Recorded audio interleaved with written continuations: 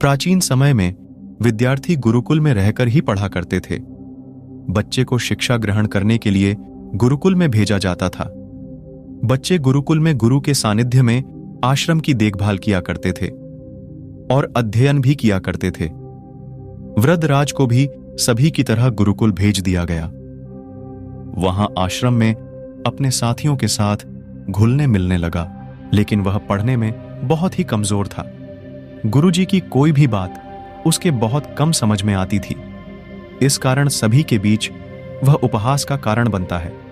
उसके सारे साथी अगली कक्षा में चले गए, लेकिन वो आगे नहीं बढ़ पाया।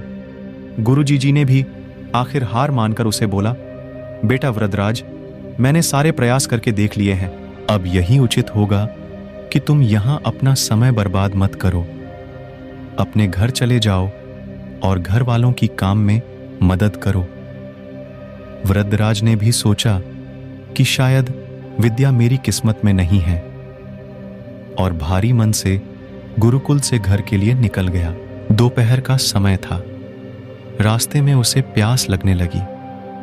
इधर उधर देखने पर उसने पाया कि थोड़ी दूर पर ही कुछ महिलाएं कुएं से पानी भर रही थीं। वह कुएं के पास गया। वहां पत्थरों पर रस्सी के आने जाने से निशान बने हुए थे। तो उसने महिलाओं से पूछा, यह निशान आपने कैसे बनाए? तो एक महिला ने जवाब दिया, बेटे, यह निशान हमने नहीं बनाए। यह तो पानी खींचते समय इस कोमल रस्सी के बार बार आने जाने से ठोस पत्थर पर भी ऐसे निशान बन गए हैं। वृद्धराज सोच में पड़ गया। उसने विचार किया कि जब एक कोमल से रस्सी के बार बार आने जाने से एक ठोस पत्थर पर गहरे निशान बन सकते हैं, तो निरंतर अभ्यास से मैं विद्या ग्रहण क्यों नहीं कर सकता। वृद्धराज ढेर सारे उत्साह के साथ वापस गुरुकुल आया और अथक कड़ी मेहनत की। गुरुजी ने भी खुश होकर भरपूर सहयोग किया।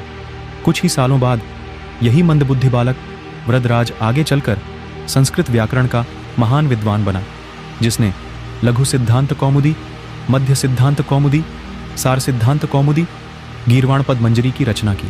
शिक्षा, दोस्तों, अभ्यास की शक्ति का तो कहना ही क्या है। यह आपके हर सपने को पूरा करेगी। अभ्यास बहुत जरूरी है, चाहे वो खेल में हो या पढ़ाई में या किसी और चीज में। बिना अभ्यास के आप सफल नहीं हो सकते हो। अगर आप बिना अभ्यास के केवल किस्मत के भरोसे बैठे रहोगे, तो आखिर में आपको पछतावे के सिवा और कुछ हाथ नहीं लगेगा।